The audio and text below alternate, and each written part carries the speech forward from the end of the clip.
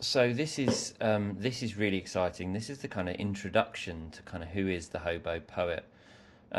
With the Innovation Hub over the last few years, really, we've worked together on a number of different projects, but I became somewhat obsessed by this idea of the metaverse. And then, in order to kind of make sense of some of the things I was feeling and thinking that were associated with my PhD, which I'll come on to, I started to look at some of my inspirations, and the main inspiration that helped me to come to the point of knowing the hobo poet was David Bowie and the formation of his alter ego, which was Ziggy Stardust.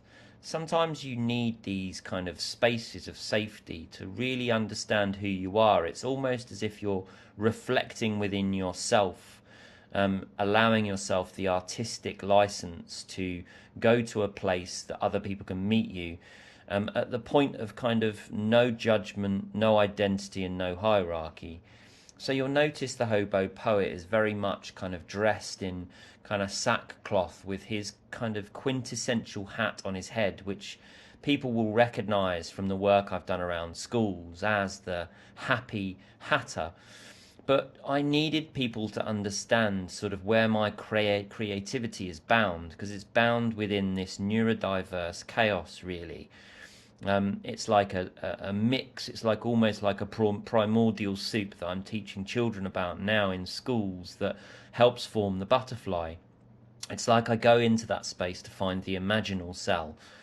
And I don't want to lose many of you right now in this narrative. So essentially, my dyslexia is very organizational. So I have quite a chaotic tendency. I'm quite time blind and I'm quite face blind, and I find kind of direct conversation and eye contact sometimes quite challenging. So you'll notice that we've tried to keep those mannerisms in the kind of way that I move and the way that I think and be and talk.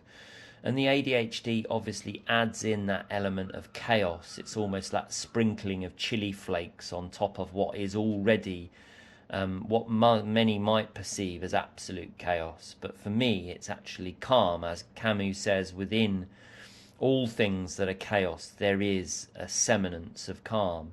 And that's where my creativity kind of builds from, like from a Bifrost or from like the fire and the ice.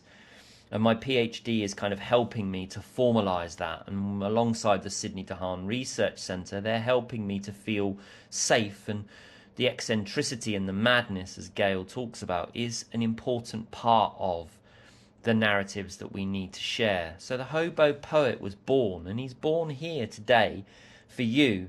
What's the point of him? Well, he's going to be somewhere where I can talk about the books that I've released in The Wandering Lamb and The Butterfly Farmers next, and then the third book, Hunter Moon. And the reason I want to be able to do that is because I could read the book and we could have that product placed here in the metaverse. Because for me, the message will always be more important than the materialist product. And so I kind of welcome you, and I want to say hello. I'm the Hobo Poet, and thank you for joining me for this very first installment.